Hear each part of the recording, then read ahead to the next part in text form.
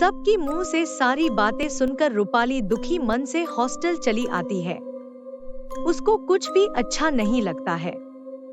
वो मन ही मन पूजा को याद करती रहती है। कब रात हो जाती है उसे पता भी नहीं चलती है। रात भर उसे पूजा की चिंता में नींद नहीं आती है, इसलिए वो छत पर जाती है। वहाँ भी वो पूजा को ही याद करके दुखी होती है। तब कोई उसकी कंधे में हाथ रखती है। तब रूपाली डर के मारे पीछे देखती है। पूजा, तुम कहाँ थी पूजा? तुम्हें पता है सब तुम्हारे बारे में क्या क्या बोल रहे हैं? सब ये बोल रहे हैं कि तुम पूजा नहीं हो, तुम रागनी हो और तुम मर चुकी हो।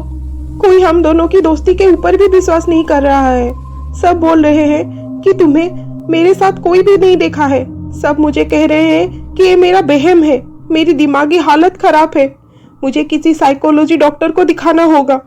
तुम अब चलो मेरे साथ, मैं सबको तुमसे मिलवाऊंगी, सबको बोलूंगी ये देखो मेरी दोस्त पूजा, ये मरी नहीं है, ये जिंदा है। तब जाकर सब मेरा यकीन करेंगे। चलो अभी चलते हैं। रुको रूपाली, सब कहते हैं मैं जिंदा नहीं हूँ, मैं मर चुकी हूँ। क्या ये तुम क्या कह रही हो? हाँ, मैं सच कह रही हूँ, मैं मर चुकी हूँ और मैं पूजा नहीं रागनी हूँ। रागनी की आत्मा हूँ मैं। क्या? अगर तुम एक आत्मा हो तो मुझे क्यों दिखाई दे रही हो? मेरे साथ क्यों रहती आ रही हो? क्यों मेरे साथ दोस्ती बनाई? आखिर मैंने तुम्हारा क्या बिगाड़ा है? तुमने मेरा बिगाड़ा नहीं है।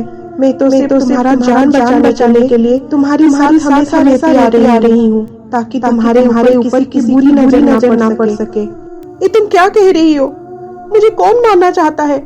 देखो, मुझे उल्टी सीधी बातें पसंद नहीं है। सच बताओ कि मुझे किससे खतरा है और कौन मुझे मारना चाहता है? इस हॉस्टल की ट्रस्टी विनोद कपाड़िया। वो तो बहुत अच्छे इंसान है, बहुत बड़े आदमी है। वो मुझे क्यों मारना चाहेंगे? क्योंकि वो इसी हॉस्टल में लड़कियों के साथ गलत काम करता है। लड़कियों की काला बाजारी और उनकी ब्लू बनाना उसकी पैसा है। वो लड़कियों को अपनी प्यार जाल में फंसाकर उसके साथ गलत काम करवाता है। अगर कोई उसका विरोध करता है तो वो मार डालता है। ये तुम क्या कह रही हो रागनी? मुझे तो कुछ समझ में नहीं आ रही है। मैं जो कह रही हूँ वो सच है। मुझे और आकाश को भी मारा है। मैं तुम्हें सारी बात बताती हूँ। एक साल पुरानी बात है। मैं और आकाश एक ही न्यूज़ चैनल में काम करते थे। हम दोनों न्यूज़ रिपोर्टर्स थे और एक दूसरे को बहुत प्यार करते थे।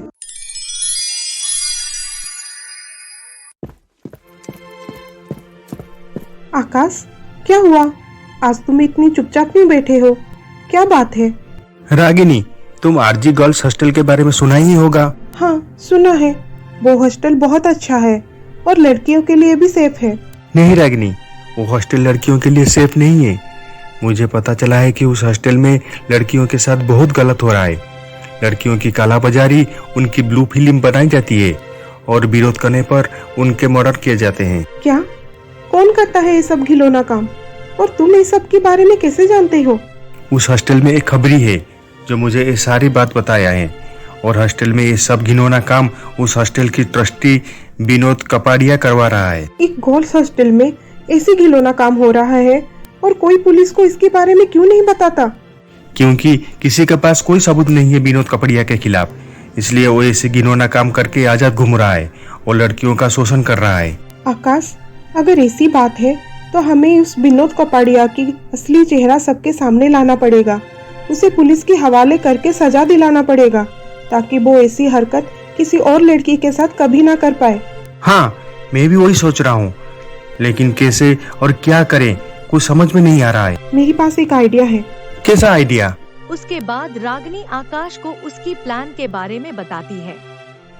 नहीं रागिनी, मैं तुम्हें ये सब करने का इजाजत नहीं दे सकता। इसमें तुम्हारी जान को बहुत खतरा हो सकती है। मुझे कुछ नहीं होगा आकाश। एक ही आखिरी रास्ता है हमारे पास उस हॉस्टल में घुसने का। जरा सोचो, अगर हमारी प्लान कामयाब हुई तो बहुत सारे लड़कियों की जान बच जाएगी और उस विनोद को उसकी कर्मों की सजा भी मिल जाएगी।